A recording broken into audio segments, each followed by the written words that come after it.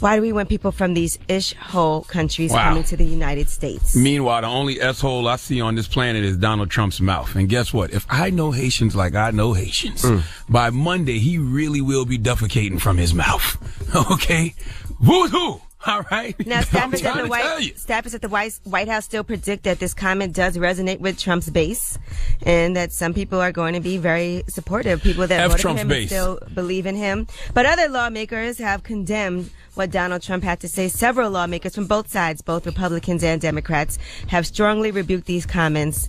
And Mia Love, whose parents came to the United States from Haiti, said this behavior is unacceptable from the leader of our nation. She's a Utah Republican, and she demanded an apology from the president. She said, my parents came from one of those countries, but proudly took an oath of allegiance to the United States and took on the responsibilities of everything that being a citizen comes with. They worked hard, paid taxes, and arose from nothing to take care of and provide opportunities for their children. Listen, I'd like to say F Trump's base. This has nothing to do with conservative and liberal. This has nothing to do with Democrat and Republican. This has to do with right and wrong, good and evil, God and Satan. This, my friends, is wrong. Now, Haiti's government said that they condemn what Donald Trump's comments were, and they also said they want to have a meeting with a U.S. official about the incident. Now, the country's ambassador, Haiti. Oh, they just want to get close to him to get that white powder on him. That's all. That's all. That's all this is. I know what this is. Now, Haiti's ambassador to the United States said that Donald Trump was either misinformed or he is miseducated, and he said Haitians fought alongside U.S. soldiers in the Revolutionary War, and we continue to be great contributors to American society. The former prime minister of Haiti also said, shame on Trump. The world is witnessing a new low today with this ish-ho nation's remark. Yo, Donald Trump, Haitians coming to the country every day, B. Get you some soup, jumu, some ginger tea. You'll be all right. You tough, right? See, the thing is tough, right? He's a racist. He says these remarks, but what happens next? We just have a racist president, and we just got to deal with a racist president? Well, we got a crack-in chief. We've been dealing with it. We definitely got a crack-in chief. It's worse and worse and worse, and it's just take it. And once again, when people always say, why are you always calling certain white people crackers? When you racist, bigoted white people will be called crackers now, and white devils. Interestingly enough, while this was breaking, Donald Trump was taping a message for Martin Luther King Jr. Day. Oh, boy. Oh, you want a quote from Martin Luther King Jr.? I got a quote from Martin Luther King Jr. The ultimate tragedy is not the oppression and cruelty by the bad people, but the silence over that by the good people. This is how I feel about all you so-called good white people who can hear Donald Trump speak this racist rhetoric and not speak out about it. The ultimate tragedy is not the oppression and cruelty by the bad people, but the silence over that by the good people. Now, he doesn't have any issues with immigration unless it's people of color, because he wants more people from Norway to come here. That's what he said. Why can't we have more people from places like Norway? He had some poom from Norway. Come to the United States. That's all that is. As a man who smashed a chick from Norway, I can understand why he would want more women from Norway here, but that has nothing to do with nothing. Wow. All right. Well, that's front page news. All right, let's open up the phone lines. Get it off your chest. 800-585-1051. If you're upset, I've lived a good life. You need to vent, hit us up right now. Or if you want to tell them why you're blessed, phone lines are wide open as well. 800-585-1051. Hit us up now. It's the Breakfast Club. Good morning.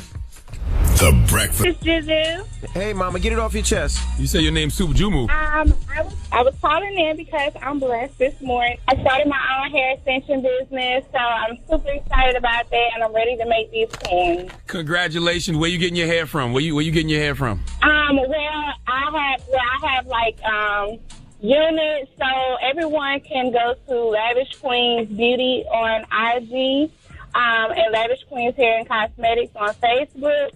We have layaway plans available. We're just trying to make every woman feel like a queen at an affordable price, you know? That's dope, man. One of my homegirls is starting a weave distribution company, and she is taking it serious. Salute to Ashley. She going to China. She going to India. She better take it serious. She is on a search for the world's best weave. That's a big business right there. There you go. She is tired. You can buy tired. it so much cheaper there and come here and sell food. And she is tired of other people. 200 times the price. Yeah, she's tired of other people making money off weave, and when black women wear it the most. Hello, who's this? What's up, pal? My name is Bobby. Hey, I got a question. I'm listening to your show. Trump is out of order, absolutely. But can we call white people crackers on the radio? I'm a white guy, and I Hey, yo, my G. Hey, yo, I don't want to hear that. After Donald Trump called Haitians and Africans and El Salvadorians, he called those places assholes yesterday. Don't call up here complaining about me saying cracker, because you're showing where your priorities lie. Knock it off. Knock it off. No, Can I call you a coon? If you want to. All right, You have the right. I don't really like hearing this name calling going back and forth. So let's just move on. If he doesn't like it, he doesn't like it. If the shoe fits, call me that. Because guess what? The cracker shoe fits Donald Trump. Yes, you're cracker in chief. You voted for him. You probably still support him. Suck my d. Well, you can't say the D word. What? I don't want to hear. Listen, we got to stop playing with these people. Stop playing with these racists. Stop playing with these bigots. Stop playing with these Trump supporters. I don't want to hear that. I agree. I don't want to hear it no more. Okay, it's a wrap. It's over. You can't say D, though. It's over. You can say, it's over. You can say penis. Every Haitian in America is throwing white powder their way. Y'all want that energy? You can say crotch. Do y'all want that energy? But you can't say D. Whatever. I don't want to hear that. Like, I'm tired of playing with these people, man. Why are we so nice to these people? You ain't got to be nice, but you can't say that. You can't say the D word. Whatever. That total people disrespect. Should be allowed to call and express how they feel about something still. Nah. Get it off your chest. 800-585-1051. If you're upset, you need to vent. Hit us now. It's The Breakfast Club. Good morning. The Breakfast Club. So if you got something on your mind, let it out. Hello, who's this? It's Elias Labrador from Homestead, Florida. Hey, Eli, get it off your chest, bro. Okay, bro, I am mad as, like, a wet cat, bro. A wet cat. A wet cat? Wet cats get mad? Yeah, man, well, cats don't like to get wet. You know, you spray them with water, and they're like, yo, why you do that? Cats don't like water. Well, I like when my wife's cat is wet, by the way. Yo, so I'm a plumber, right, by trade. Okay. Yeah. And I Are you a licensed plumber? I'm a licensed plumber, yes. You lay pipe. I lay the pipe. I lay the black pipe, actually, right now, the cast iron. It's kind of ironic because we're talking. You guys are talking about. Are you black or white, sir? About Donald Trump. I'm mixed. I'm black, and my dad's Puerto Rican. My mom's black. Okay. So I'm really mad because I don't really watch TV that often. So like a lot of the news that I get is pretty much when I go to work, at 4 or 5 in the morning, and I listen to your Breakfast Club Rewind, and then I listen to a little bit of the Breakfast Club, and then I got to get out and go to work. All right. But I hear yesterday and a little bit today that Donald Trump is calling countries ishhole countries. Yes, sir. And I gotta come home and I gotta deal with my contentious family because this one white individual is affecting my life and everyone in my household's life, and it makes it really difficult for me to get up in the morning to go to work and work for like 17 white people that are like the epitome of Donald Trump followers. I understand totally what you mean, but you got to go in there today and you have to tell those people, in the words of Martin Luther King Jr., since it is MLK weekend, the ultimate tragedy is not the oppression and cruelty by the bad people, but the silence over that by the good people. So if you're co-signing Donald Trump still at this point, you're bad. And if you're silent about what Donald Trump is doing and you're a white person, you're bad as well. I guess I'm going to have to do that then. Yes, man. Have a good morning. Good luck. Don't have to do that then. Yes, man. Have a good morning. Good luck. Don't get fired. You too. All right. Hello, who's this? Hello, this is Mark. Mark, where you calling from, Mark? Calling from Jersey. Jersey? Jersey. Okay, why you saying like Jersey he's all Haitian. fancy? He's Haitian. Jersey. Oh, I'm up. All day, every day. Let's go. I want the Haitian Massive heavy on the phones today. What you got to say, my brother? Listen, I'm fucking out right now. Before I go to work, I got to get at my desk so I can have a good day. Talk to me. Go ahead. I'm going to send this to Donald Trump and all his supporters. If you don't stop coming from the Haitian or any country from the island, he will not leave he will not finish his time. That's not a threat. That's a requirement. Listen. Say it in Creole so they can understand you better, brother. Yes. Avec tout pays qui est en Afrique là, il va finir ça tout ces gueules là, ou bien tout quatre gueules là, parce que vos promesses nouvelles, ça c'est véritablement parler. Et ça dit son maman. Oh, you can't, I know you can't say no more. I know you can't say that. All I know is if I know my Haitians like I know my Haitians, Donald Trump will be coughing up a frog by Tuesday. I'm going to tell you what's going to happen. You want to call places like Haiti S-holes? You want to call Africa S-holes? You want to call El Salvador S-holes? I guarantee you, one of them Haitians is going to make sure you're defecating out your mouth. Your mouth is going to be the S-hole. I'm telling you what's going to happen. You're going to get sick. You're going to start sweating. You're going to feel like you can't eat. You're going to feel a pain in your stomach. You're going to feel like you got to doo-doo, but you're going to have to throw up, and it's going to be defecation that comes out your mouth. Watch. You've been there before. I can tell you've been there before. Watch. God damn it. Salute to Haiti. You know too clearly. I know you've been there before. Get it off your chest. 800-585-1051. We got rumors on the way? Yes, Lil Wayne is refuting reports that he has a 15-year-old son. We'll give you the details on what he has to say. Also, imagine you got your best friend fired from their job. We'll tell you what rapper this happened to, and he thinks it's unfair. That's crazy. Lil Wayne don't want to claim Lil Twist no more. How old Twist is? Stop it. All right, we'll get it to Twist is over to 15. Oh. It's the Breakfast Club. Good morning. This audio was uploaded by Mr. G.A. Willie. Search for my channel on YouTube, MRGAWILLIE. The Breakfast Club. Angela Yee, Charlamagne the Guy. We are the Breakfast Club on this Friday. Drop one of the clues bombs for all my Haitians, damn it. Where them dolls at? Where them dolls at? Where them dolls at? Where them dolls at? You all right over there, Yee? Yeah, I'm good. You sure? I'm a little sick, that's all. Oh, you won't be the only one. Our celebrity in chief, Mr. Dope 45. If I know my Haitians like I know my Haitians, he'll be sick real soon, too. I'm getting better, though. All right. Well, let's get to the rumors. Let's talk Lil Wayne. Listen up. It's just in. All the gossip. The Rumor Report. Gossip. With Angela Yee. It's the Rumor Report. The Breakfast Club. Well, Lil Wayne wants to have a legal showdown, and that's all because a woman is saying that he is the father of her 15-year-old son. Now he wants a paternity test, and he said, I did not engage in a sexual relationship with Keoshia Watson in June of 2001 or at any other time. He said in June of 2001, I was residing in New Orleans, but my professional commitments required me to travel a great deal throughout the United States. I do not believe it is possible that I am the biological father of Dwayne Brown. I have never acknowledged Dwayne Brown as my son, nor was I ever made aware of this birth until I was served with the petition filed in August. And why the young lady wait so long? That's a whole old man now, 15 years old. And he's named after him. I don't mean nothing. Wow. No, I'm just saying, so that's even crazier. Well, he doesn't have to, if he is the father, he doesn't have to pay for the previous 15 years, Yes, correct? he does. He Yeah, does? yes, you you talking do. about? Absolutely. He gonna owe that little boy like Birdman owe him. Jeez. Yes, he will. All right, Rick Ross, how would you get his attention if you were an aspiring rapper? Well, I'll tell you what one person did. Cedric Miller, 23 years old, is a suspect who actually tried to rob a Wingstop in order to get Rick Ross's attention. No, he didn't. Why are you saying things like this on the radio this morning? Oh, my Angela? goodness. For what? For entertainment purposes? What is this fake story you're telling us right now? I'm just telling you, he was a suspect in an attempted robbery at the Wingstop in Memphis. And according to reports, he just wanted to make sure that Rick Ross would listen to his music at some point. You really think Rick Ross gonna listen to your music after you tried to rob one of his establishments? What logic is that? I'm going to do something good for you after you did something bad to me. What's up with y'all, He man? probably thinking like, yo, he gonna think I kept it real. No? He went through a lot to try to get my attention, man. I'm going to sign this guy. No? All right, Paul Wall, one of his closest friends, just got fired from United Airlines after 16 years. Now, if you don't know what happened, Paul Wall was flying for free using one of those family passes, a buddy pass. And he said, wow, this is unbelievable. A close family friend was fired by United Airlines after 16 years with no infractions for allowing me to fly on his pass to do charity work out of town. More details coming. Please retweet. Now, according to Paul Wall, he flew on this pass plenty of times, but he said the airline started digging into his flight history after he went in on them on Twitter. So I guess Paul Wall had some issues with United on Twitter. Well, that'll do it.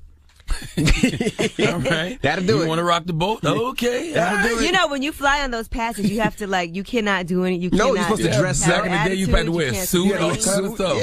Yeah. Paul, you kind of caused that on yourself. Yeah, that'll do it. Come on now. Now, United Airlines said, we restrict this benefit to leisure travel. Mr. Wall used these travel benefits for business purposes, which our policy does not permit. Now, Paul Wall said that his friend is a combat disabled veteran, and he was actually very close to retirement after working with United for 16 years. Hey, Paul, I can't believe that you was getting something for free and had the nerve to complain. Hey, Paul, what is your problem, Paul? You was getting it for free and had the nerve to complain? What's wrong with you, bro? Come on, Paul Wall, you know better than that. Right, so for everybody out there flying on your friend's pass, just remember, these things do happen. They don't play around. Did you offer to do anybody at United's grill for free, Paul? Maybe that can smooth this over a little bit. Too late now. But that sucks. Imagine getting your friend fired. Because you can retire after 20 years, so you have 4 more years to go. What Angelique said is absolutely accurate. Paul Wall got his friend fired. Don't get on Twitter and act like you don't know why United fired him. That's a they fired him terrible 'cause of feeling, you. like it's my fault. All right, well, I'm Angela Yee, and that is your Rumor Report. I wish I would complain about something for free. It was free. It's free. It's free.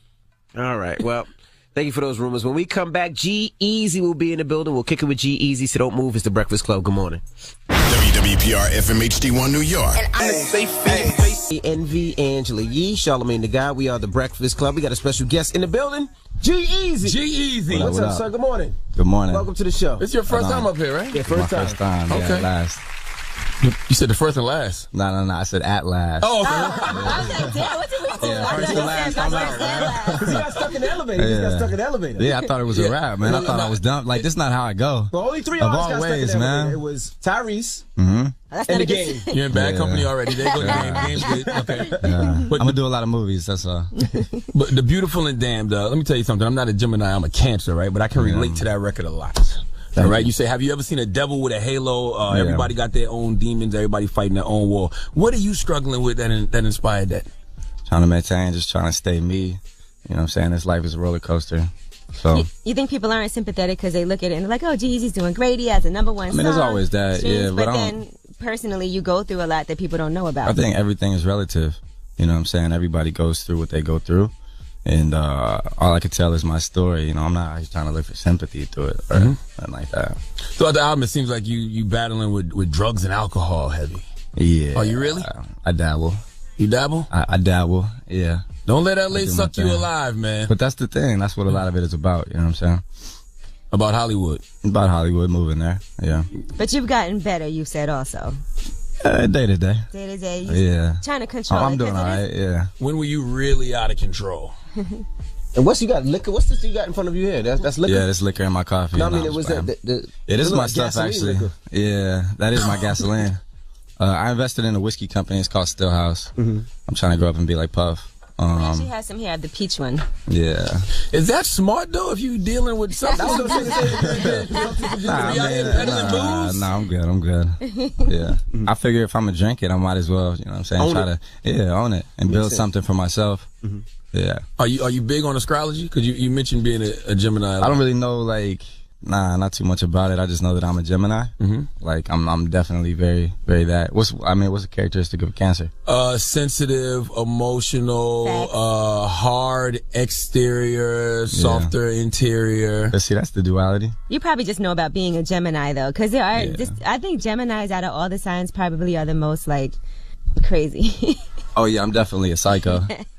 Definitely crazy. All the Geminis I know definitely are a crazy. Patrick Bateman. What do you mean a psycho? Yeah, definitely a little crazy, but I think the best of us are. A lot of artists are Geminis, and I think there's that duality in terms of your life as an artist, you know what I'm saying, and everything that the music and art represents, and then that you're still a person at the end of the day, you know what I'm saying. That Dr. Jekyll, Mr. Hyde, you take that hide off, you still got to be that person when you go see moms, you know what I'm saying, when you go spend time with family, all that. So I mean, you're covered in blood on your album cover. Yeah. What was that about? That's just a bad hangover. That's a really bad hangover. You end up covered in blood. By the way, my man, God bless the Godfather Elvis Duran. Elvis Duran told us one time that if you're out and about and you wake up in the morning, it wasn't a good night if there's no blood on the pillow. Well, oh wow.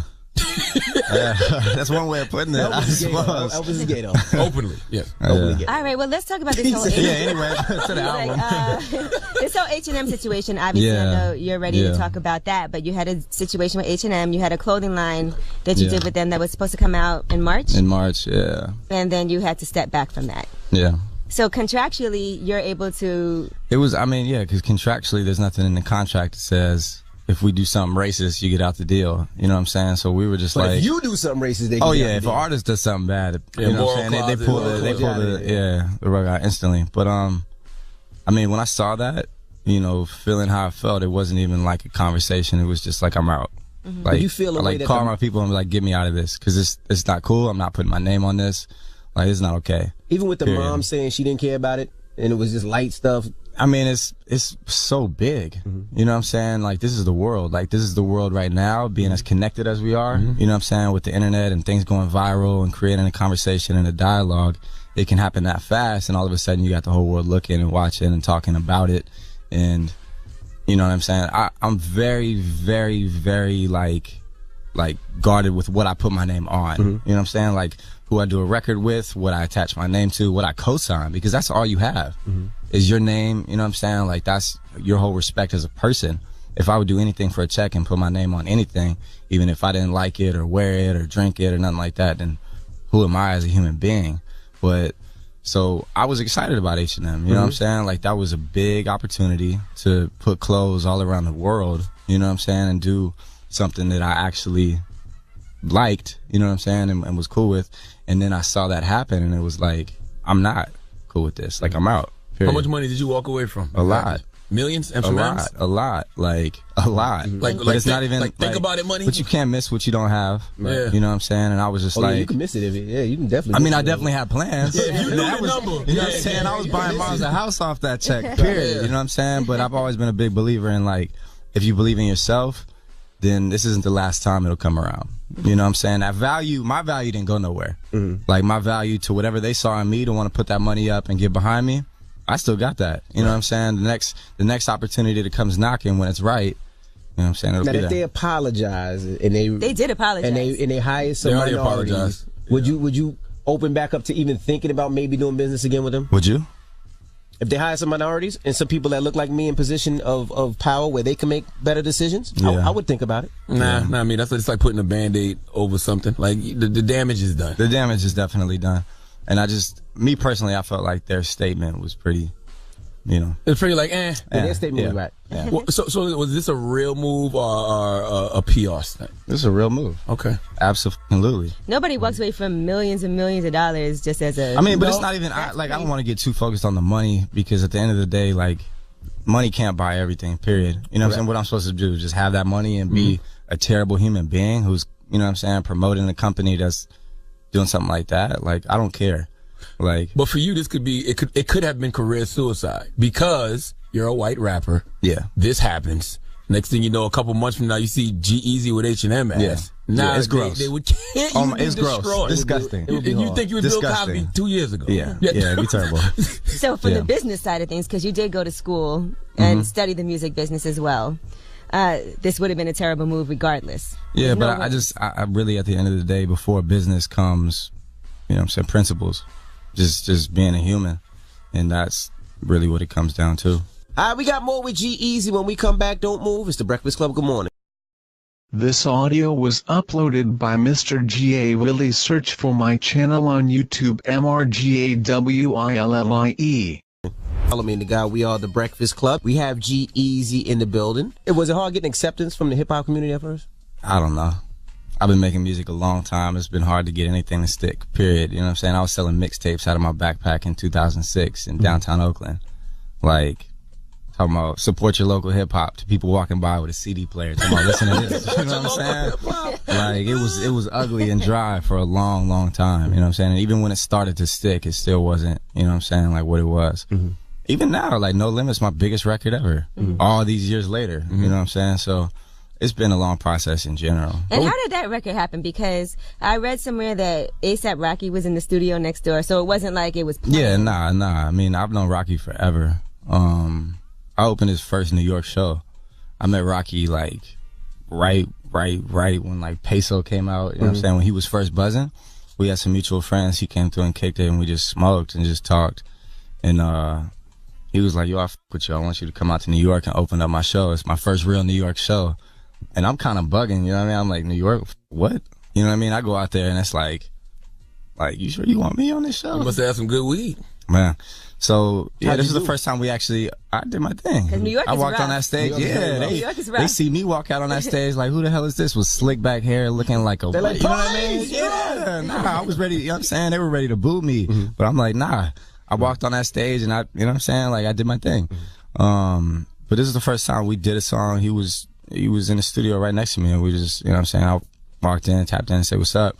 And what about Cardi? He was like, show me what you've been working on. You reached out to Cardi early, like before Bodak was #1, before she was the darling of the dance. Yeah. I just think she's incredible. Period. I'll say, what made you take even her serious before, like when her mixtape, you know what I'm saying? Like I was just watching her and following her. I just felt like her brand, her whole image, her whole personality really was just this unapologetic, just, you know what I'm saying? She was her. She was comfortable in her skin. She was not holding back, not biting her tongue for nothing. She was doing her, and she was moving. She was moving. She was actually getting, like, you know what I'm saying, on iTunes, and like people were following, and she really had like a fan base. And we played a show together, and I met her backstage, and then I went out into the crowd and watched like her perform. And I feel like that's when you can really tell if somebody's like, because you're right there, you know what I'm saying? It's not like in a studio, like, oh, let me punch in, let me clean this up, let me mix this. You're right there in front of people. And you have to win people over, you know what I'm saying? Like, they're really just staring at you like this. I'm talking about, like, when I walked on stage opening for Rocky, you know what I mean? They're looking at me like what? So she did her thing, and I was just like, she's a superstar. Now, you got a record with Haley called Him and I. How's it? Yeah. And you talking about, I guess, your girlfriend, you know, Yeah. I assume. And you say y'all do drugs together, which is ironic because this past week it was a picture floating around of her allegedly sniffing cocaine with you somewhere. Yep. What's that about? I don't know. I was on a boat. We do drugs together. I was go figure. It's you know what I'm saying? I don't know. It's New Year's Day. It's Miami. You know what I'm saying? I'm on a yacht. What do you think I'm doing? You think I'm smoking weed? Yeah. My name is Gerald. Yeah, I am. You guys are both very. How do y'all handle stuff like that though? Like when you see the pictures. Like, yeah, I mean it's weird. This is like, you know what I'm saying? We're on the middle of the water, you know what I'm saying? Like somebody with a mile long lens. That's a long lens, bro. That's a long lens, you know what I'm saying? And it's like, can I live? Like we're literally in the middle of nowhere enjoying ourselves. It's a holiday, whatever. And you know, that kind of thing, like leaving restaurants and paparazzi being outside, this is new to me. You know what I'm saying? So it's a weird thing not having that, you know, kind of just privacy to just kind of live. Like it's a little weird, but I mean, that's whatever. You think you're making her hot though? Her name's not Haley. Her name is Halsey. Her name is Halsey. Halsey. Yeah, her name is Ashley. I was closer. Yeah, thank you. Do you like? But do you think you're making her hot? Like, I think we make each other hot. Yeah. We big up each other. No, I don't mean like that. I mean like, you mean if I want to do drugs, I used to be able to do drugs on the low, but now, who knows? You know what I'm saying? How did y'all meet? How did y'all connect? Interesting story. I'll save that one for another time. You won't ever tell that story. You always just say at a party. Yeah, I mean, what kind of party? Yeah. That's It was a birthday party. It was like a puff party. I'm inspired by puff parties. Yeah. Did y'all meet over a line? We met with Pamela Anderson. I'll leave it there. Damn, I know some coke was involved. Oh my God, come on. that already sounds like a crazy. I can't wait to hear this story. And you said you like puff parties. Now, there's two kind of puff parties. Oh my goodness. He said you set yourself up, Jeezy. Set yourself up with I don't know. Puff says he's partied with Fab, but he hasn't partied with Fab. I don't know what partied means. So have you partied with Puff or just partied? Go figure. Yeah, Puff, that's big bro, man. That's who I look up to. No, I got love for Puff. I didn't always like Puff, but his energy has changed a lot. Brother Love. Or maybe my energy's changed. I don't know. But he seems like a different person. Positive now. Can we talk about the business aspect of your career for a second? Because you did go to Loyola. Do you think you would be where you are today if you hadn't done that? Absolutely. You think so? You don't think it really helped? No, I'm not gonna say it didn't help. I met my managers there. I met like a lot of my team. I shot my first videos when I got there, like meeting somebody who just happened to have a camera. You know, got a lot of just hands-on experience. I wasn't like, I've never, I don't know, I had trouble paying attention in school. I never really, like, that was never my thing. I did enough to get by. I got through it, but I just feel like you learn from doing. You learn from being like in the field, getting your hands dirty, like just failing over and over and over, like getting on stage and boot off, selling CDs and it not working. You know what I'm saying? Putting out music and it not sticking. I've been uploading songs since MySpace. You know what I'm saying? Refreshing my page and it's 67 plays. You know what I mean? Like trying and it not working. So I just feel like that, my persistence and my work ethic and all that more so than anything. So would you encourage your child to go to college or? I would encourage them. Well, I'm not having kids. Not having kids? Why not? You talk about, by the way, you talk about unprotected sex on the album a couple times. You definitely gonna have some kids. Hey, Why not man, have no kids? Why not? How do you know you're not couches having pull kids? out. I don't. You might have kids. Jeez. Yeah, I Why mean, not who no knows? kids? Who knows? I'm not at the place right now. You know Right, what not I'm right saying? now, but Yeah. Are there any privileges to being a white male in hip hop? Because I hear your story and you sound like you've had the same grind that everybody else. Yeah. I'm a white male. I'm privileged everywhere. Right. And I'm aware of that. Everything is easier for me. Period. In terms of music, I still have to work to get my voice heard. You know what I'm saying? I didn't start rapping yesterday. I've been at this for over 10 years, you know, but I am aware of that. When did you first become aware of your privilege as a white male? As a white male, I mean, growing up, period. My whole life. Yeah. You saw differences between like you and your... Just being socially aware of the world and how it works and the world we still live in to this day. That's it. I mean, we can... I respect it. I respect the honesty in that answer because so many people act like they're not aware of their privilege. Yeah. And you have to be aware of your privilege to use your privilege to combat prejudice. Yeah. All right, more with G-Eazy when we come back. Here's Cardi B with Bodak Yellow. Day Envy, Angela Yee, Charlamagne the Guy, we are the Breakfast Club. We have G-Eazy in the building. You had a song called Everything Will Be Okay off your When It's Dark Out album. Was that story true? That story is true. Y'all know about that? No, tell us. His mother left his dad, correct me if I'm wrong, your mother left your dad for another woman, and then that woman overdosed on pills and you discovered the body? Yeah. In the basement, right? Or something like Yikes. That's a difficult That would thing. require therapy. Music is therapy? Music is definitely therapy. Actually, that verse was therapy. That's the first time I really told that story. Like, Juice is my best friend, and I never told him that story. Like, that was some shit I kept kind of, like, close. Why? You trying to make it go away? Like, in your mind? I mean, I don't know. I don't know psychologically why people, you know what I'm saying, bury what we bury, but that was definitely traumatic for me. I was what, 15, 16? And, you know, the whole entire thing, I mean, you know, I talk about it in the verse. I say my mom's was, you know, with a woman, and at the time, it's a little more accepted now, but this is, you know, what, 2004, 2005, like, my mom brings her around and she's like, this is my best friend, you know, and I'm like, okay, as a kid, like, why are you sleeping in the same bed as your best friend? She's always with us, you know what I'm saying? This don't really feel like a best friend situation. And then coming to find out, and then other kids being like, why does your mom have a rainbow, you know what I'm saying, bumper sticker on her car? You know what I'm saying? They didn't want her, like, ride in the car, feeling away, like, as a kid, you know what I'm saying? And then growing up, becoming a man, being like, this, like, if she loves her and she loves her, that's love. I don't give a fuck. Y'all respect that, period. Because she's doing for her what nobody else was.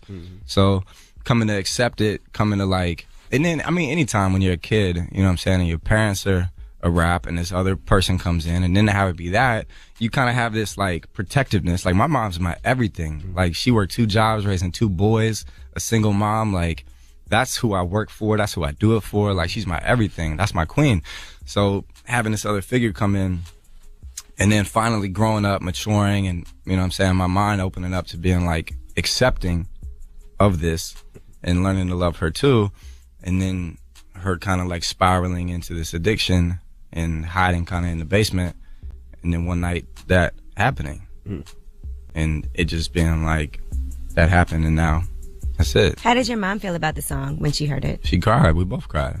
I remember the first time I played it for her, because she loved the song. Did you ever talk to your father about that situation? Because I'm sure that was traumatic for him too, having his wife leave for another woman. Yeah. Did you ever talk to him about that? Yeah. Now, for this album... You don't want to talk about it, I get it. I understand. You know. This album has 20 songs on it, but you recorded over 100 songs? Yeah. And had to pick 20? How does that process work? We put the boxing gloves on, man. We was catching fades in the studio, man. It was a lot. It was a lot. But I just, it had been 2 years since the last album, and I built this studio in my house. I finally, I was bouncing around forever, like from tour to tour to tour to album to tour to whatever. So when I put the last album out, I toured that for 9 months straight. And then I cashed a check, I bought a house and put a studio in it. It was the first time I lived somewhere, like, you know, moving to LA. And that studio was my safe place. Like, I would go in every single night and work. And this is what I know how to do. If you put me in a workplace, I'm give you records. Gonna work, right? You know what I'm saying? So I ended up with a lot of music. And while I was in that vibe, I just kind of go unconscious. Like, I'm just like, don't distract me, don't bother me, don't come in here, just let me keep working. And I'll pop my head out when it's done. And I was like, we got a lot of songs. You know. How do you get away with rapping about smashing all these chicks when you're in a relationship? You talk about fucking other chicks a lot. Maybe they do it together? Yeah. Oh, all right. Yeah. You live in a real rock star lifestyle. I come exactly as advertised. No, I'm gonna be honest. I thought that you would be a mess, like one of those, like the way you look on your album cover with blood all over you. Thought he was gonna come here like that? Hair all disheveled. I'm serious. I thought that you would, just listening to your music, I thought you'd be an absolute mess. You seem to have it together. I'm all right. I haven't started drinking yet. Let's see where this goes. Do you drink every day? No, you think I'm an alcoholic? Yes. Do you feel like you're socially awkward sometimes? Yeah, for sure. Yeah. I've seen G-Eazy out and about, and you... I mean, I'm either or. I'm either completely awkward or like the life of the party. That's no in between. I met you, I think the first time I met you in person, his security was Drake's old security. Yeah. And they was just telling me about how they had assignments to beat me up for years. Because of Drake. I ran into him in Houston, and Charlamagne, thank God, didn't come.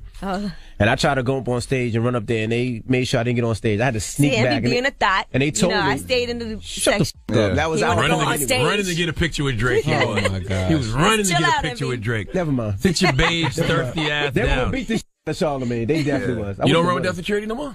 Not him anymore. I think he's with The Weeknd.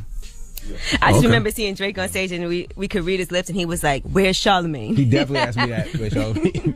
What do you do personally to avoid being labeled as a culture vulture? I can only be me. I'm like, I wear what I like to wear. I make the music that I would like to listen to. I do what I like to do. I'm just myself. That's all you can be. You can't reach. You can't try to disguise yourself as something else.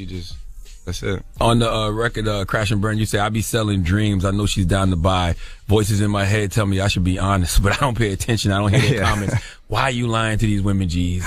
Dreams are for sale and business is booming. You know when I used business is booming. When I used to be Damn. out in these streets, that was my line. Back in my day, that was my line. I'm selling dreams and who buying them? Yeah. So when I heard you say that, like I could relate. hotcakes, man. They're selling like hotcakes out here. Buying Michael Kors bag.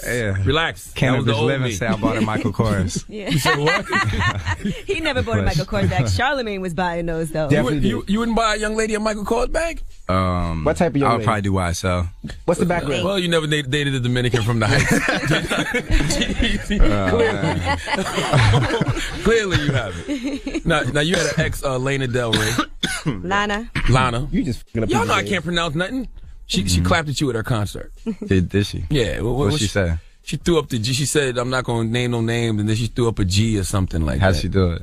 I don't know how to throw up no G. How you throw up a G in sign language? I don't know. Yeah. That just means she cares. If that's what it means, that's what it means. What's your relationship like with her now? We haven't talked in a long time. G-Eazy, a real Oakland player. Like, he really out here breaking hearts and like it. Nah, she's a nice girl. She's real sweet. Every time he wants to be saved from a question, he looks at me. All right.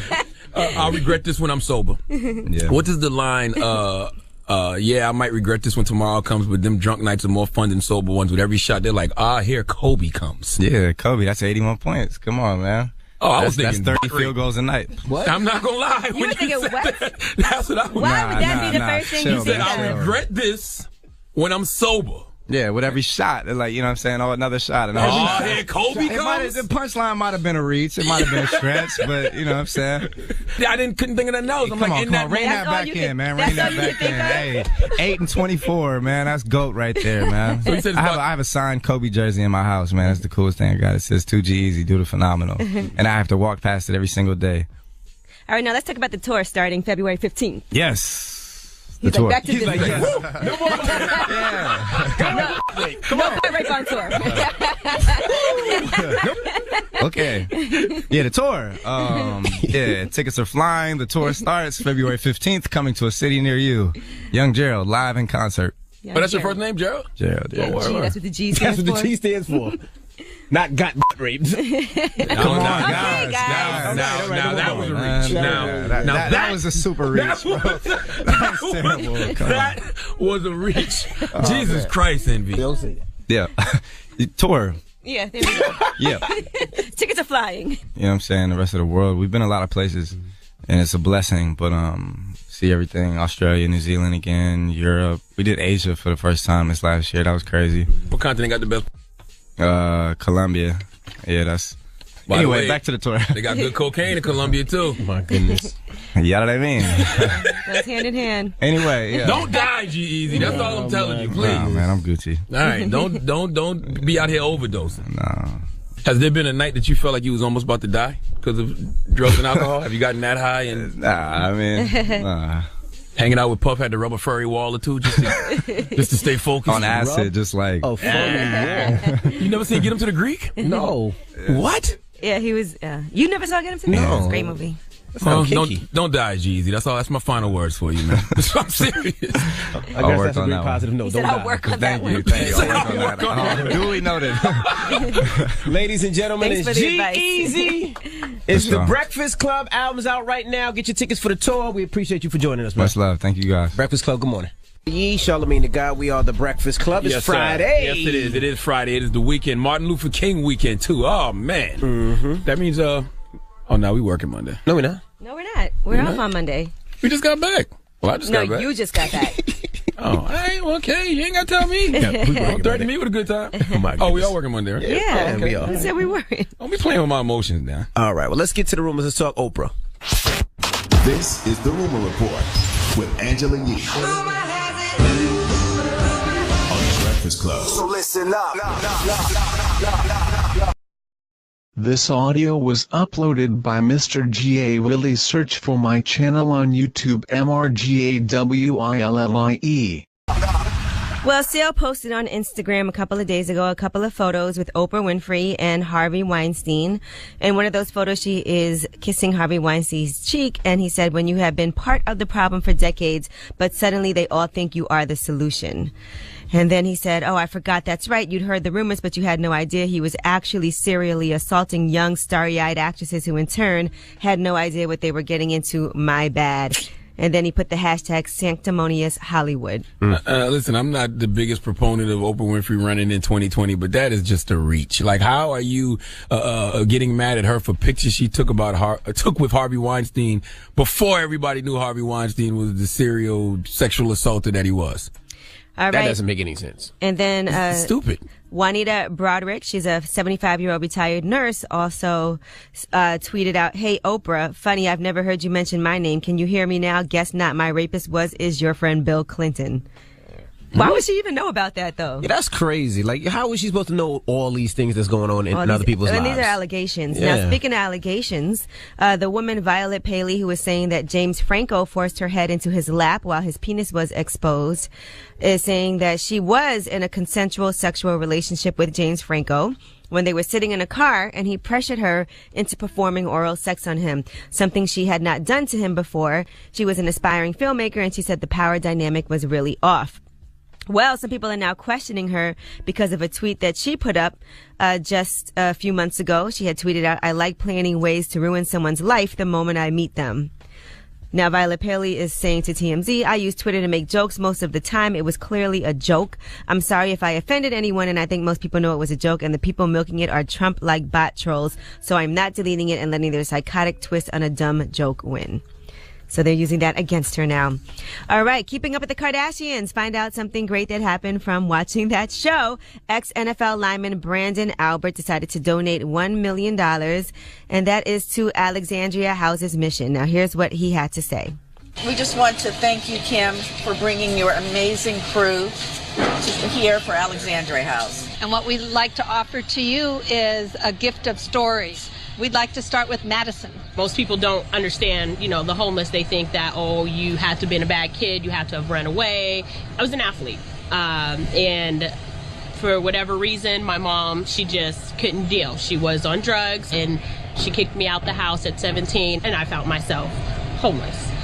So that was the episode he was watching of Alexandria House. It's a shelter for homeless women and homeless women with kids in LA. While he was watching that episode, he said it really hit home for him because he grew up in a single parent home where his mom and aunt worked many jobs to make ends meet. So he donated $1 million to Alexandria House. And right now they're saying that they plan to buy another complex to accommodate the 600 or so people that they turn away every month because they just don't have space. And they would not have been able to do that without Brandon's donation. So that's a beautiful situation. Now, Ray J is being sued, and he's being sued for $30 million because of his scooty bikes. Someone by the name of Jean Paul is saying that he and Ray J spoke about starting that business to market electric scooter bikes back in 2015, and he thought that Ray J's celebrity would be helpful in pushing that bike out to the masses. And he says Ray J agreed to become an investor and an endorser, but then later on, I guess he's saying that Ray J just basically stole the idea from him. Now, Ray J is saying it was his idea, so this $30 million lawsuit is a shakedown. All right, well, I'm Angela Yee, and that is your rumor report. All right, thank you, Miss Yee. Charlamagne! You still ride your scooty bike? Yep. You know what? Yes, my kids still ride the bike. They actually charged it yesterday because it was nice out, and they had it charged yesterday, so they still ride that scooty bike. Yeah, my wife and my daughter definitely ride it. I've never rode it. Yeah. All right, well, who you giving your donkey to? Listen, man, I need our cracker-in-chief, Donald Trump, and his base to come to the front of the congregation. We'd like to have a word with him. Okay, boy. All my Haitian massive salute. All right? Where your dolls at? All right. How do you say donkey today coming up next in Creole? Bulik. What? I give me some time. I don't know. All right. Bulik. Keep it locked. This is the Breakfast Club. Good morning. WWPR FM HD1 New York. 23 years, the donkey of the day is a new one.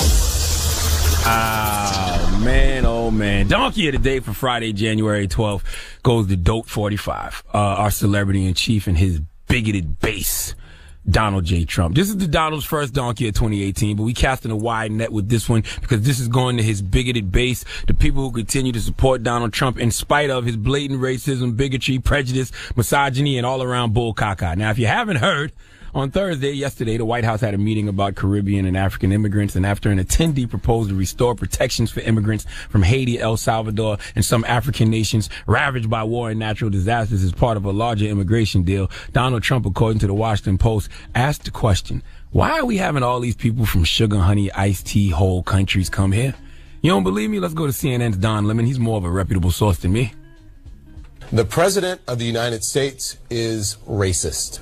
A lot of us already knew that. Today, President Trump, talking with lawmakers in the Oval Office about immigrants from Haiti, from El Salvador, and Africa, said, and I quote, "Why are we having all these people from whole countries come here?" And CNN is told that he went on to say, "Why do we need more Haitians? Take them out." Let's be clear. The only S-hole I see on this planet is Donald Trump's mouth, okay? Once again, for the final time, racist, bigoted white people are and will be referred to as crack-ass crackers and white devils. Okay, Donald Trump is the cracker in chief. And if you're more mad about me calling racist bigots crackers than you are having a president who builds walls instead of bridges, then you're part of the problem. My guy, Joe Wright 86 on Twitter said this morning, it's crazy Donald Trump supporters will make racist remarks but don't like to be called racist. Nah, you getting all that energy back and then some. All right, let me tell you something, man. If I know my Haitians like I know my Haitians, okay, Donald Trump should be sick by Tuesday.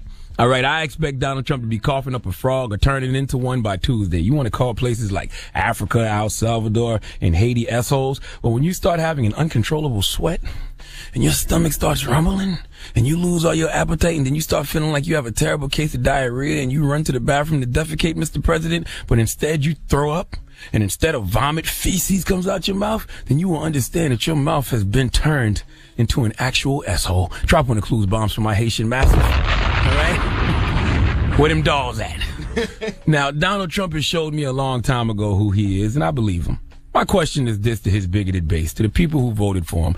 Why are y'all still trying to act like y'all don't believe him? Now, I don't think everyone who voted for Trump is a racist, but I do believe in this moment, everyone who continues to still support Trump is definitely racist. If you're not racist, then you're an accomplice to racism, okay? We all know all white people aren't prejudiced. That's just a ridiculous notion. But since it's Martin Luther King Jr. weekend, let me give you a quote from MLK Jr., okay? MLK said, "The ultimate tragedy is not the oppression and cruelty by the bad people, but the silence over that by the good people." If you are a so-called good white person, prove it. Use your privilege to combat prejudice. If you are defending Donald Trump at this point, cool. I like overt racists. I like knowing where people stand. Let's draw a line in the sand. You don't like niggas? Fine. I don't like racist, bigot, crack-ass crackers. We can segregate ourselves, okay? If I know you're a racist, I know to stay away from you. But the racists who are open with the racism aren't the problem. It's those of you who are silent about what Trump is doing. You're the problem. You a real American? You believe in equality, liberty, and justice for all. If you believe that, then why aren't you speaking out? Okay, this has nothing to do with conservative and liberal, Republican and Democrat. This has to do with right versus wrong, good versus evil, God versus Satan. This is about having a commander-in-chief that builds bridges, not walls. It's time to pick a side. I'm not trying to be diplomatic with racists. We don't negotiate with terrorists. Donald Trump's whole bigoted base can suck my big black Zozo. Okay? All right? Whoa. To the Make America Great Again crowd, you do know America is great because of immigrants. America was built by immigrants. Salute to Philip Mudd. He is a white male. He's the ex-deputy director of the CIA's Counterterrorist Center and the FBI's National Security Branch. He was on Don Lemon last night, and he was so eloquent speaking on the subject of America being built by people from these S-holes that Trump talks about. Now, I love the fact that Philip Mudd was letting the S-hole fly on CNN, but we can't because we not cable. Trust me, I asked last night. All right, let's hear it. I'm not surprised. In one way, I'm proud. I am a proud shitholder. My family was called wops and mackerel eaters. I'm proud of that. We came when people from Ireland and Italy were seen as dirty people, dirty Catholics who didn't belong in a Protestant country. holders built this country 110 years ago. They were called slopers and slant eyes. I work for holders who protected this country after 9/11. I'm proud today to be a holder, and I want a t-shirt, hashtag I am them. It's about the people who built America and who we denigrated until we became ashamed and we realized that's inappropriate. And we're learning the lesson again today. A round of applause to Philip Mudd. We're not getting no t-shirts though. Okay, we're not embracing the S-hole thing, all right? Tired of turning these crackers terrible terms into terms of endearment, okay? I don't even know this guy, Philip Mudd, but I love him because he was on CNN not biting his tongue, all right? He was telling the truth, the whole truth, and nothing but the truth. This is ex-deputy director of the CIA's Counterterrorist Center and the FBI's National Security Branch on CNN with Don Lemon speaking truth to power. Let's hear more of this. This is on CNN. I love this. A white honky from Norway can come here, but a black dude from Haiti can't. What does that tell you in an America that in one generation called you a nigger? What does that tell you, Don? I can tell you that what that tells a honky like me. We're no different than we were a generation ago, and we're learning the same lessons that we learned when we called a Chinese man a slant eye, when we called a man from Guatemala a spick and a wetback, and we called a black man a nigger. Even though he on our side, that ER still hurt. That hurt. That last one? Oh, my gosh. It still stung. But simple and plain. That's it, baby. Okay, that's what it's about. This is about the good people, the Americans of all races, genders, and sexualities who really believe in equality, who really believe in liberty and justice for all. It's about us versus cracker white devils. Lines have been drawn. Teams have been chosen. Now ask yourself, what side of history do you want to be on? All right, if you're not sure which side to be on, choose the side that got the little old men in straw hats and fishnet shirts. Because those are going to be the people who ask to speak to Trump at a public appearance. Those are the people who are going to clap their hands and it's going to look like they doing the LeBron James pregame chalk toss ritual. All right? That's the side you want to be on, because when a Haitian goes, that's it! I don't know what you just said, but I just know when a Haitian goes, finish for that! Please give the cracker-in-chief Donald Trump and his base of bigots the biggest hee-haw. Now just suck my big black Zozo, okay? I got no rap for y'all. None. Ain't no negotiations. We ain't got nothing to talk about, all right? Y'all are what y'all are. I am what I am, all right? Kiss my black ass, all right? Haitians coming to this country every day, B. Get you some soup, jumu, some ginger tea. You'll be all right. You tough, right? You tough, right? Hear this from there. Yeah, you finished? I'm perfectly fine. All right. Bring somebody in here to bring my spirits up, please. All right, Lena Waithe. There you drop in the clues bomb for Lena Waithe, damn it. All right, executive producer and creator of The Chi, first black woman, female to win an Emmy for comedy writing, okay? Brilliant mind she is. That's right. We'll kick it with her when we come back. Don't move. It's The Breakfast Club. Good morning. The Breakfast Club. Breakfast Club. Now we have a special guest joining us. She's an actress, producer, and screenwriter. We have Miss Lena Waithe in the building. What up? What up? Now, I saw Lena last night, and she asked me, she said, now, has Envy actually seen The Chi? I did. I said, probably not. I did see it for you. I'm going to tell you why I seen it. Okay. I was in the gym training, and my trainer was like, I got to check out The Chi. And I was like, why? He was like, Charlamagne posted on his Instagram that it made him cry like a little bitch. So damn. He was like, I got to go see it. I didn't say that. What I said was Jason Mitchell has almost made me cry twice. Oh. And one of those scenes was from The Chi. Yeah. I said I had to see it, so I watched it. Did you like it? I loved it, actually. Oh, thank you. Very, very Did you good. tweet about it? Did you post about it? No, I didn't post about it. You need to post about it. Come on, brother. I didn't post about it. Come on, we yet. got to stick together. You know why I didn't post about it? Because we have a rule in my house that I can't watch a show without my wife, and I watched it without my wife. Okay. And it'll be destruction in my house. Here's the deal. I have to watch it with my wife, then I can This post is what I need. She doesn't know yet. Please, I need y'all to watch it together. Okay. All right? And then both y'all can tweet about it. Okay, you and got post it. about it. You got it. All right, I appreciate Well, that. I tweeted about it, and that's how we got Jason Mitchell to come on the show. Thank you for tweeting about it, Angela. I appreciate I you. thought it was great, and then Thank you. Shot my shot, and I said we would love to have you come on up here, and it worked out. That's my boo. Well, we He's got the all heart. creator of the show right here now, Creator's Lena. here. We here. The first black woman to win a Emmy for comedy writing. Correct. Right. Yeah, it's kind of crazy. You told me last night that you want to be the Kanye West of writing. Yeah. I think my mission is to, it's interesting because a lot of people know me from Master of None and they know the Thanksgiving episode, which I was very honored to win an Emmy for.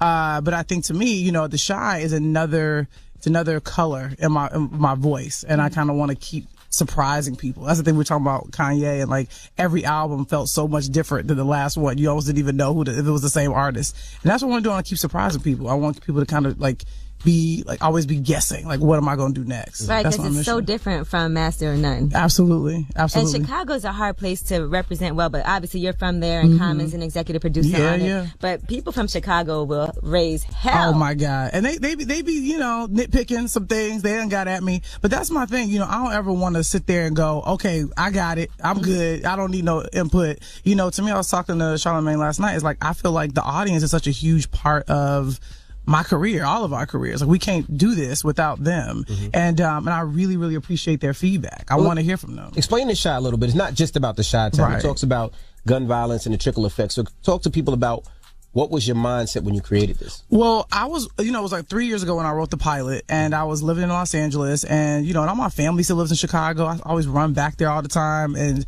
I just feel so connected to the city. And I was watching all these news stories. Like, it was really hot in the news like 3 years ago. There was just the gun violence, the deaths. It was just getting to be really out of control. It still is pretty high. It is still crazy, but I think, the tough thing is, the news, sometimes they get bored with the story and move on. So it's like, the people are still there. They're still struggling with things. And so I was just watching it, and I was seeing people go into the city and reporting on it, and which I appreciate, but at the same time, I was like, these are foreigners going into my city who don't know what it's like to survive a winter there, who don't know what it's like to run the streets in the summer there, who just don't know the heartbeat of the city.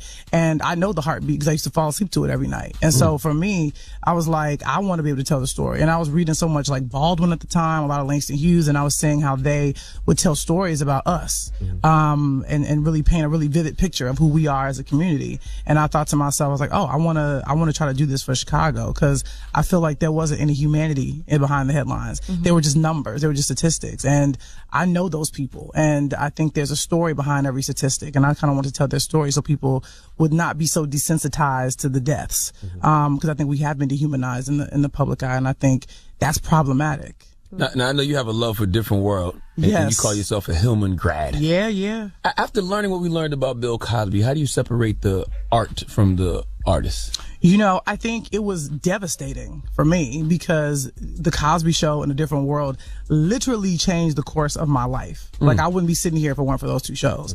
It was like a life jacket for me, growing up on the south side of Chicago as like, a kid living in my grandmother's house. So what he did may break my heart, but it doesn't take away, the character of Whitley Gilbert. It doesn't make, these phenomenal episodes of television go away. I think we all remember the episode with Tisha Campbell and the HIV episode, them talking about the LA riots, or the phenomenal episode called Mammy Dearest, where they sort of deal with the sort of dark skin, light skin thing. I mean, those memories are ingrained into my mind. Like, that doesn't make all that go away. That still resonates inside of me. And so it was really tough, but for me, I always, it's not going to make me feel any less joyful when I watch that show. Right. Or if I'm feeling down, I'll put it on and I'll just feel like I'm at home. But that show made me go to Hampton. That was the reason why I went to Hampton University. Yeah. Because Hillman is kind of like HU, the way the calf and the grill was. Come on. That's why I went to Hampton. Yeah. it changed so many of our lives and has such a huge impact on us.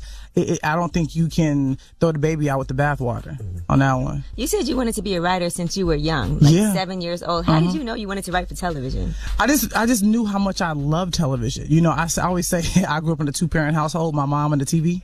So it's like I was this, it really brought me so much joy that I wanted to be a part of it. And I felt like, TV, when you're, growing up in the inner city, that TV teaches you how to dream. It teaches you what to dream about.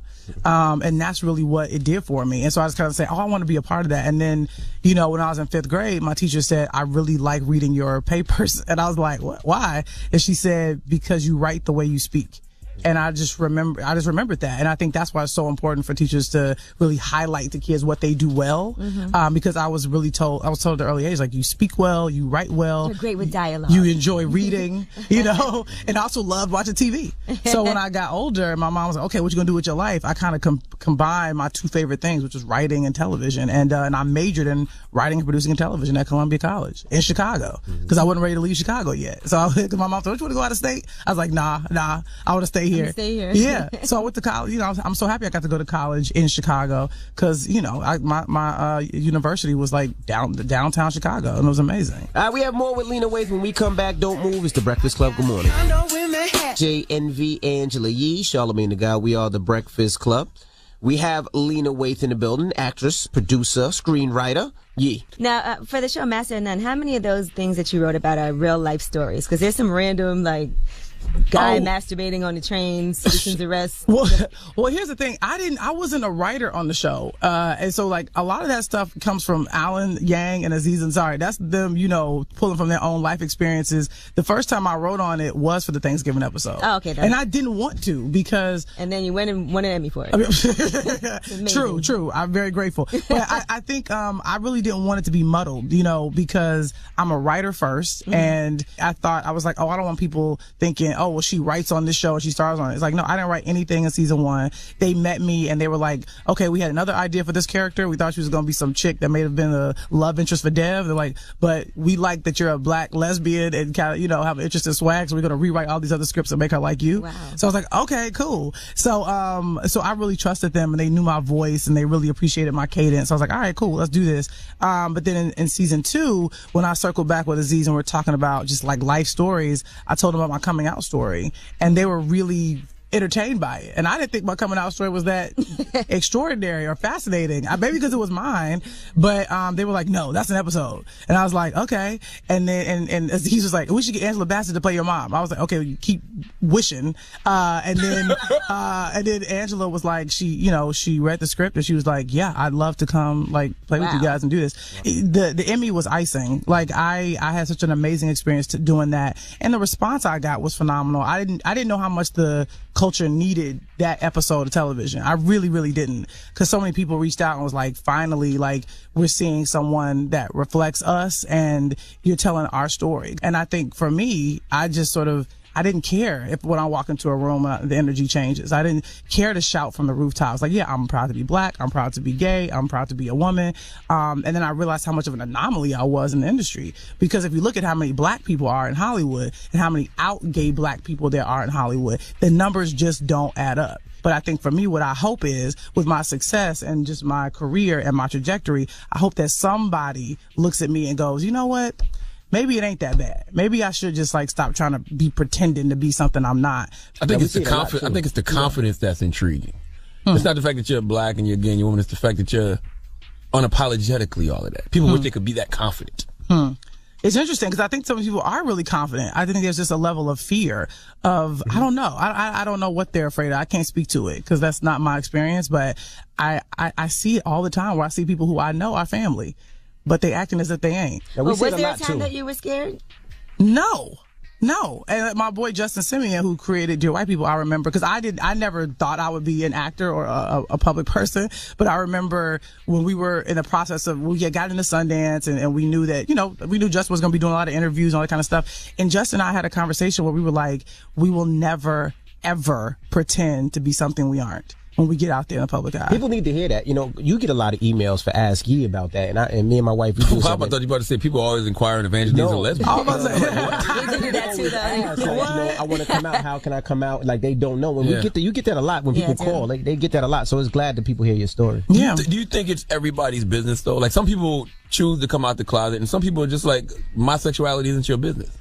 I think that argument held water a little bit longer ago, but now I think it's imperative that, especially if you're a person of color, because the truth is for me, when I was a young black girl who knew I was different, was watching TV, I would always be staring at the TV set looking for myself. Right. And I didn't see me. And when you don't see yourself, you start to think that you don't matter. Or you start to think that something is wrong with you. So for me, I take it as a responsibility to be out as hell, black as hell, female as hell. So that way, when some young brown kid is sitting at home and turning on YouTube and watching y'all, or turns on Netflix to watch Master of None, or is watching The Chi, or whatever it is, they will say, oh, that's me. And she's okay and she seems to be happy and doing quite well for herself. So, you know what? I'm going to be brave and be myself and be out, because if she can do it and survive, then maybe so can I. School our listeners real quick, because you call yourself an openly queer woman. Mm-hmm. When did the word queer change from a slur to a term of endearment? Yeah, I think for me, the reason why I use the word queer is because even though, yes, there's lesbian, gay, bisexual, trans, intersex, asexual, non-binary, there's a lot of, categories within our group. And the reason why I like to say queer is because I don't want to separate myself from any of those other people. To me, I'll fight next to a gay man, I'll fight next to a bisexual person, I'll fight next to a trans person, I'll fight next to someone who's non-binary. I like to say we're all one big family. And so that's why I try not to say lesbian, because then I'm sort of I feel like ostracizing the lesbian group within a group of that's already a minority. So for me, when I say queer, it's really my way of just sort of being all inclusive. Mm-hmm. So that way I'm not separating myself from any other group. It's me saying we're all one big group. We all have something about us that's sort of different, and we all have to come out in some sort of way. So I just kind of feel like we're all one big family. Well, Lena has to go, guys. So we okay, gotta just wrap one up last in a second. question. She has to go, but has the Shy been picked up for a season 2 yet? Not yet, but I feel confident. It will. And I'm grateful to all these people that really showed up. I mean, so many people, so many of our people, so many people that don't even look like us were Instagramming and posting and tweeting. And it feels similar to Thanksgiving, because the thing about Netflix is we don't know how people feel about it until until we see Twitter. Yeah, exactly. Right. We don't have ratings or whatever. But I think for the Shy, and we were lucky because Showtime was gracious enough to release the first episode early. Mm-hmm. So we were getting tweets and emails, and Common was getting texts, and he would screen grab them and send them to me. People were saying, again, thank you for showing us as we are. Mm-hmm. And that's really my mission as a writer. I really want to continue to gain the audience's trust, and I want to continue to be a person that can really, wave a flag for our community. And, I think it's something I don't take lightly. And even with winning the Emmy, I'm really grateful, and I didn't expect for that to happen so early in my career. So I think for me, I feel like I'm always trying to earn it. I'm really trying to earn that moment. And hopefully I'll get a few more. One last question. How do you think the show will change the perception of Chicago? I asked you this last night, but I want our audience to hear it. I hope it just sort of reminds them that black boys aren't born with a gun in their right hand and a pile of drugs in their left. They're born with the same amount of hope and joy and potential as every other little kid, and that we're human. And I think that's the thing that people often forget. We are human beings, and we're just a group of working class folks that are trying to go to work every day, raise our kids, and get to church when we can. And also too, I know people have said they feel really connected to the characters and they feel like they're really rooting for them and care about them. And even though they may be fictitious, my hope is that if you care about Coogie, if you care about Brandon, if you care about Emmett, if you care about Kevin, that maybe when you hear a story on the news about some young black boy being shot and killed in the street, it will no longer just be background noise. Right. But you'll wonder what his nickname was. You'll wonder what he had for breakfast that morning. You'll wonder what his dreams were. And I think that's the mission, is to get people to care about our lives. We appreciate you for joining us. Lena Waithe. Lena's special, man. Mm-hmm. And she's about to be in a Steven Spielberg movie, so you know what that means. Whenever Steven Spielberg puts a black woman in their movies, Oprah, Whoopi, they go to a new level. A new level. That's where Lena's about to go. Look, and I'm going to keep coming back, man. Whenever y'all hit me, I'm going to come back. Please do. Well, we appreciate you for joining us. It's The Breakfast Club. Good morning. The Breakfast. NV, Angela Yee, Charlamagne the Guy. We are The Breakfast Club. Now, let's get to the rumors. There's a Donald Trump update. It's about time. What's going on? Rumor report. This is the Rumor Report. Talk to him. With Angela Yee on The Breakfast Club. Well, there was reports that Donald Trump talked about DACA, and he called certain nations ish-hole countries, including certain nations in Africa as well as Haiti. He did not want to accept people from there. And El Salvador. Now, he is backtracking. What he tweeted out is: the so-called bipartisan DACA deal presented yesterday to myself and a group of Republican senators and congressmen was a big step backwards. Wall was not properly funded. Chain and lottery were made worse, and USA would be forced to take large numbers of people from high crime countries which are doing badly. I want a merit-based system of immigration and people who will help take our country to the next level. I want safety and security for our people. I want to stop the massive inflow of drugs. I want to fund our military, not do a dem defund because of the Democrats not being interested in life and safety. see, DACA has now taken a big step backwards. The Dems will threaten shutdown, but what they are really doing is shutting down our military at a time we need it most. Get smart, make America great again.